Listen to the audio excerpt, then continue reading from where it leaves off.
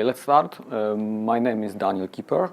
I work for Call. I am software developer and I am grep upstream maintainer.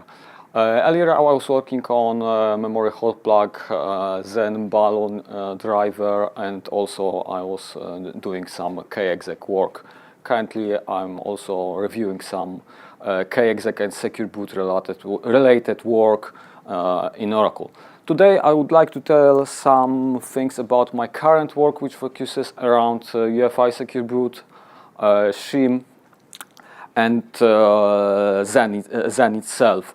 At the beginning I would like to introduce the basics of UEFI Secure Boot. I will discuss shortly digital signatures, also tell something about databases and boot modes in UEFI Secure Boot, and then I will tell you about my work around Shim and grep2 and Zen. So UEFI Secure Boot was introduced in UEFI 2.0 specification. The goal is to verify PE executables and drivers integrity before the execution, and this way provide some protection against some viruses, rootkits, and other threats. This verification is done when a given module or executable file is loaded by load or execute function in UEFI. And it means that you are not able to verify a given arbitrary file or buffer using just internal UEFI Secure Boot infrastructure. UEFI specification itself does not impose any integrity requirements on bootloaders, kernels, etc. But some signing parties require some things in regards to that. Something doesn't work. I think that it is quite well known, but I will shortly discuss. So UEFI Secure Boot is built around digital signature, and initially, if you would like to sign some message, you have a message as an input, and this input is put to the hashing algorithm. And this hashing algorithm produces a hash value, which is an input to the signature algorithm together with the private key. And the signature together with the message creates the signed message. If you would like to verify the signature of a given message, we have to split signed message into two parts. First one is a message itself, and another one is the digital signature. As it was previously, we put a message to the hashing algorithm, which produces a hash value, and together with public key, this is used to verify the signature. This is short description how it works. How this generic algorithm apply to the UEFI Secure Boot? In our case, PE file, which is loaded or executed by UEFI, is a message. The hashing algorithm belongs to the SHA family, and the signature algorithm is X509. The signature usually is attached to PE file as a PKCS number 7 format.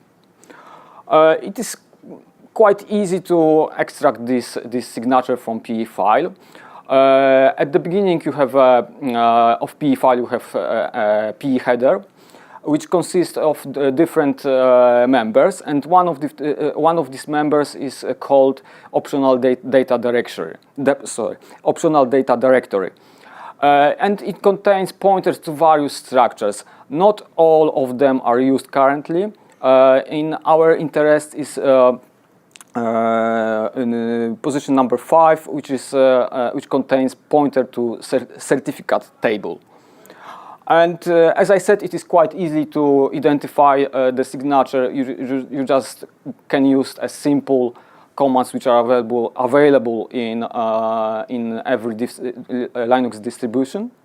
And using that tool, you are able to list the part which is called data directory, and entry number 4 here describes security directory. First number describes the position in PE file which contains the signature, and the second number is the length of the structure.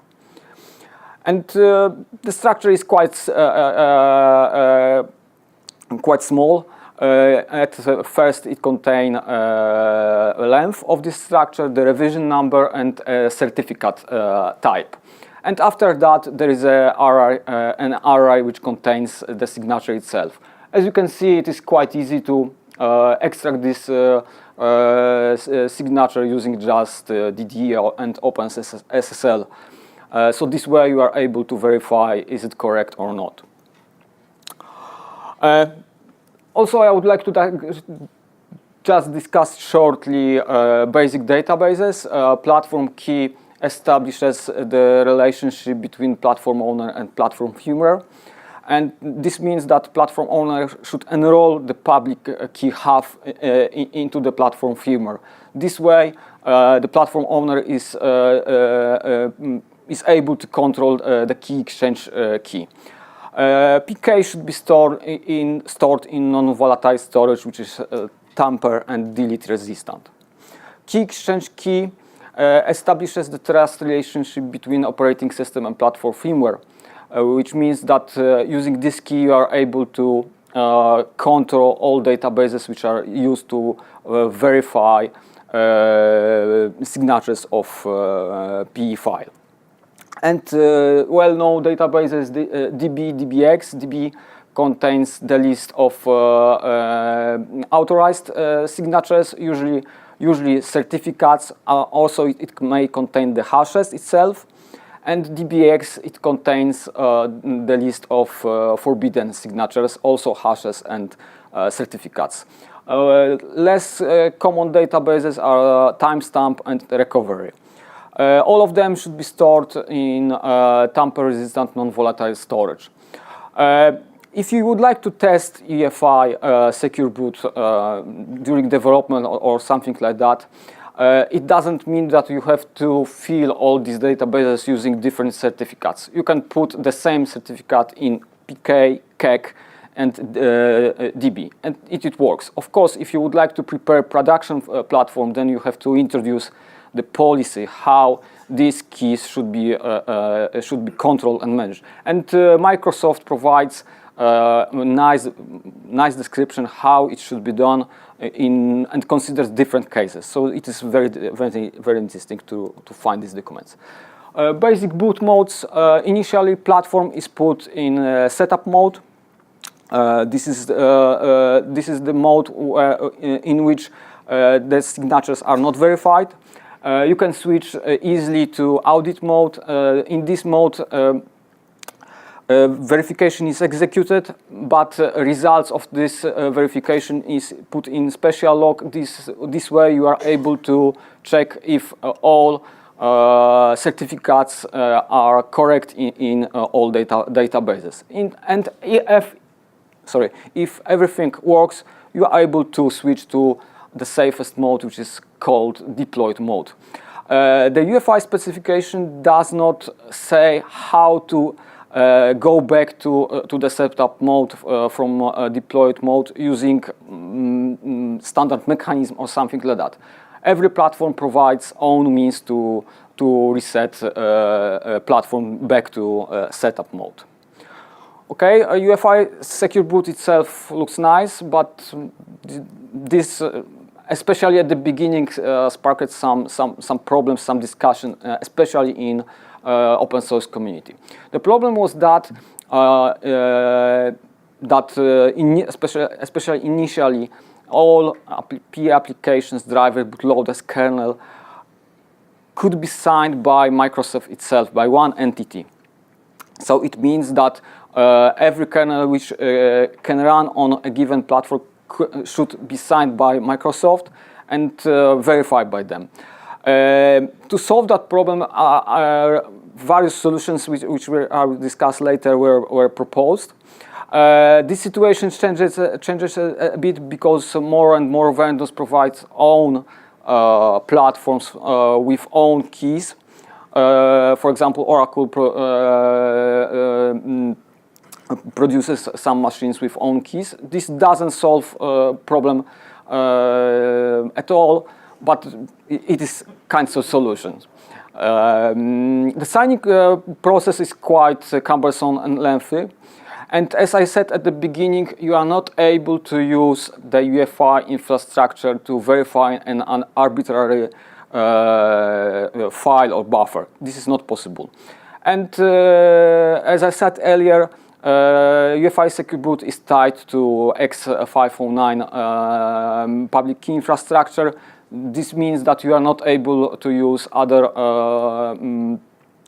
solutions like GNU-PG or something like that. So to solve the problem, there were two solutions proposed.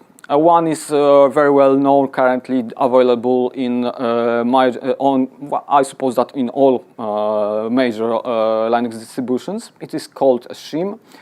This is just small PE application which just load a bootloader or the kernel. Of course, before doing that, it verifies the signature. The signature is verified using standard databases from UEFI Secure Boot, or it can use machine owner key database, or it can use vendor cert PE section of itself. Then, for example, Shim provides a UEFI protocol which can be used by other bootloaders, kernels, to verify integrity of other modules and etc. The Shim protocol is not used by UEFI load and exec functions. Another solution, less known and provided by some distributions like Arch Linux, is Linux Foundation PreLoader. The goal is the same, but the design is a bit different, because Linux Foundation PreLoader uses platform initialization interface. The upshot is that you are able to use Gummy bootloader EFI Linux from grub2 from Red Hat or something like that, and it works out of the box. But the problem is that UEFI specification does not require that that the vendor who provides UEFI is forced to implement UEFI platform initialization interface. So this means that there is a possibility that there will be some implementation of UEFI which don't provide platform initialization interface, and these solutions simply will not work. Additionally, Linux Foundation PreLoader supports only hashes verification. There is some plan, as I know, there are some plans to merge these two projects together, but I suppose that nothing happened in that area. So how Shim works with Zen? Currently, this configuration is supported. So initially, the Shim is loaded by UEFI itself. It is verified by UEFI, and if signature is okay, then it is executed. Shim checks the integrity of zen.uefi using shimlock protocol, and then it executes zen.uefi, and zen.uefi verifies DOM0 kernel using the shimlock protocol. DOM0 kernel should check modules integrity using its own methods, for example, X509 or GNU-PG signatures. As I said, previous solution works currently, but if you put grub2 into the picture, it will not work, because due to some lacks in functionality. As I said, there are some changes needed which should be done for grub and for Zen. For grub, first of all, maintainers agreed that we will provide something which is called verifiers framework. This is a common code which can be used by different security mechanisms to verify payloads using different mechanisms. For example, you can use TPM, UEFI Secure, Shim lock protocol from Shim, or GNU-PG signatures. So on top of that, we will provide Shim lock protocol verification functions. Then also we have to disable some load, unload for modules, and also disable some modules which allow you to access I/O ports or memory directly. The RFC patches for that were posted last year, and I'm going to post the second version of these patches probably in June.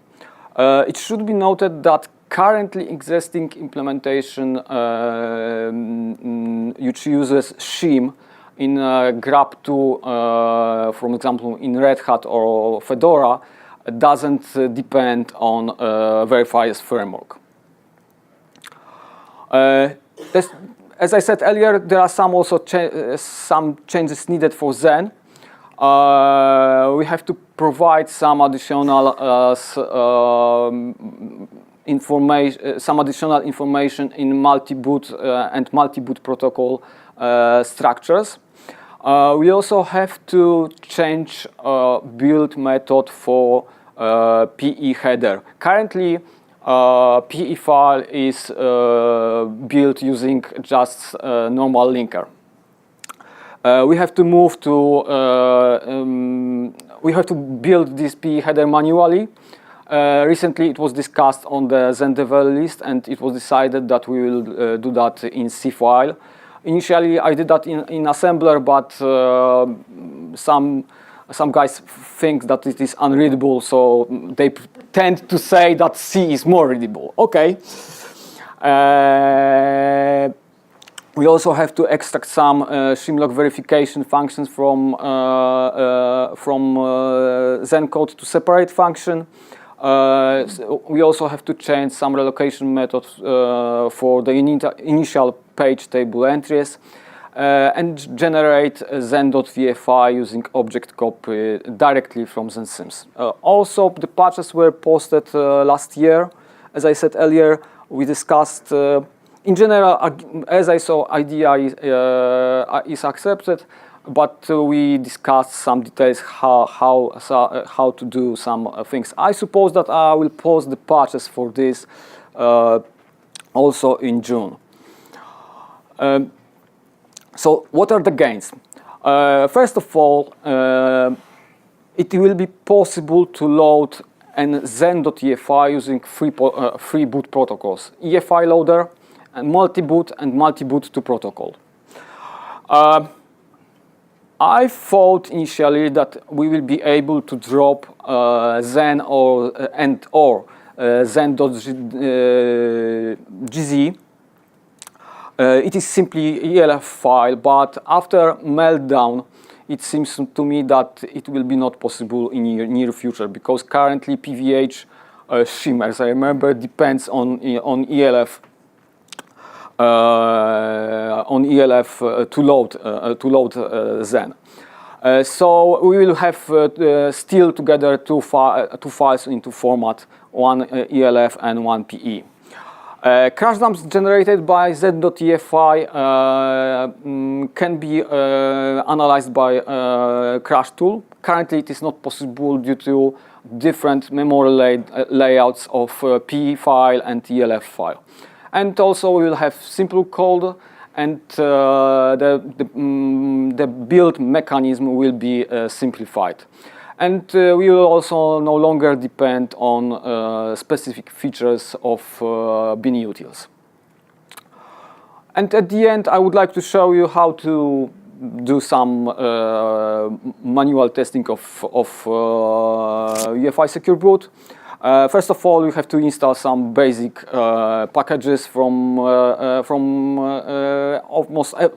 almost every distro. they are named in the same way.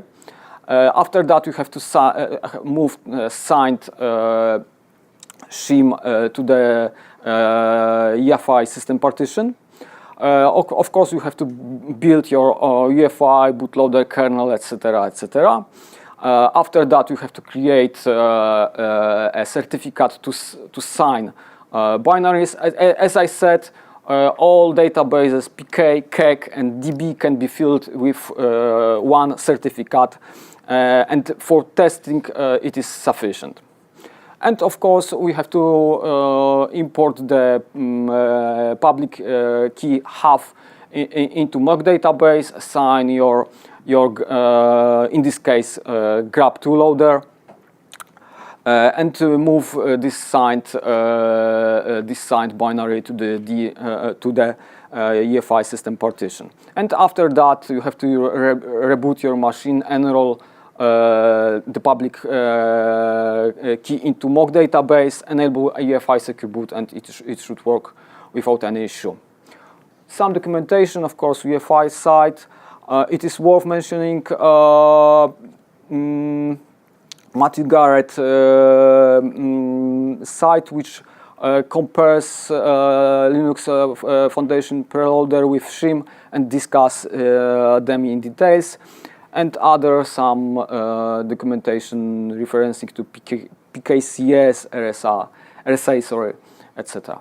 So I think that's it. Thank you. Any questions? Yep.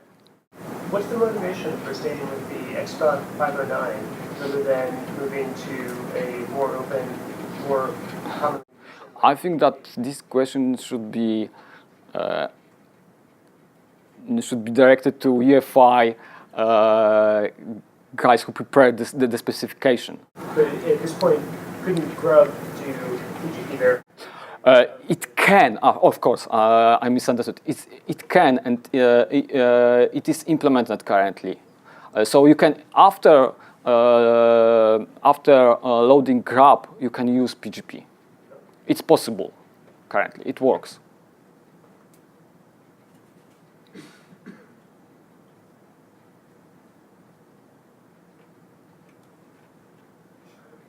Thank you.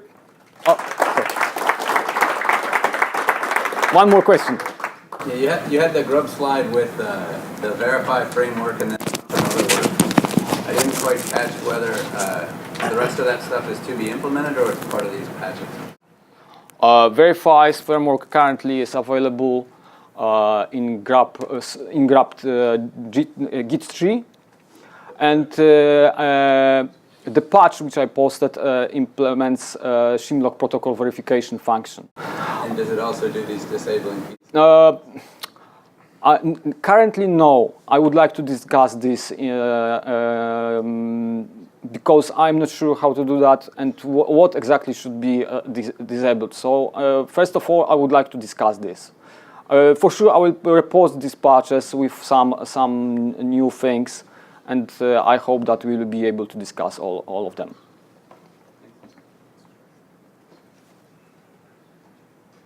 Thank you.